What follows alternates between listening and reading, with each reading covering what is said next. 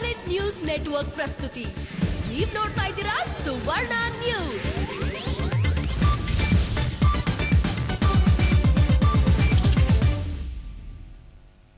ನಮಸ್ಕಾರ, ಸುವರ್ಣ ನ್ಯೂಸ್ಗೆ ಸ್ವಾಗತ. ನಾನು ಪ್ರತಿಮಾ ಭಟ್. ಮೊದಲಿಗೆ ಹೆಡ್ಲೈನ್ಸ್. ಹೊಸಕೋಟೆ ಬಳಿ ಕಂದಕಕ್ಕೆ ಉರುಳಿದ ಖಾಸಗಿ ಬಸ್, ಮಗು ಸೇರಿ 4 ಸ್ಥಳದಲ್ಲೇ ದುರ್ಮರಣ, 20ಕ್ಕೂ ಹೆಚ್ಚು ಮಂದಿಗೆ ಗಾಯ. ಅತಿ ವೇಗವೇ ಅಪಘಾತಕ್ಕೆ ಕಾರಣ. ಮುಂದುವರಿದ ದೆಹಲಿ ಪೊಲೀಸ್ ಹಾಗೂ ಸಿಎಂ ಶೀತಲ ಸಮರ. 3 ಪೊಲೀಸರ ಅಮಾನತಿಗೆ ಆಗ್ರಹಿಸಿ ಕೇಜ್ರಿವಾಲ್ ಧರಣಿ. ಗೃಹ ಸಚಿವಾಲಯದ ಸುತ್ತ ನಿಷೇಧಾಜ್ಞೆ ಜಾರಿ. ಬೇಲೆಕೇರಿ ಅಕ್ರಮ ಅದಿರು ನಾಪತ್ತೆ ಪ್ರಕರಣ. ವಿಶೇಷ ನ್ಯಾಯಾಲಯಕ್ಕೆ ಸಿಬಿಐನಿಂದ ಮತ್ತೆರಡು ಚಾರ್ಜ್ ಶೀಟ್ ಸಲ್ಲಿಕೆ.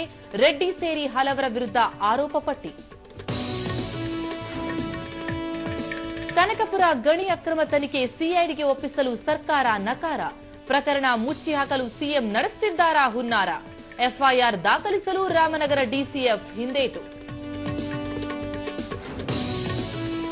ಮತ್ತೆ ಸದ್ದು ಮಾಡಿದೆ ಶಿವಮೊಗ್ಗ ಲಾಕಪ್ ಡೆತ್ ಪ್ರಕರಣ.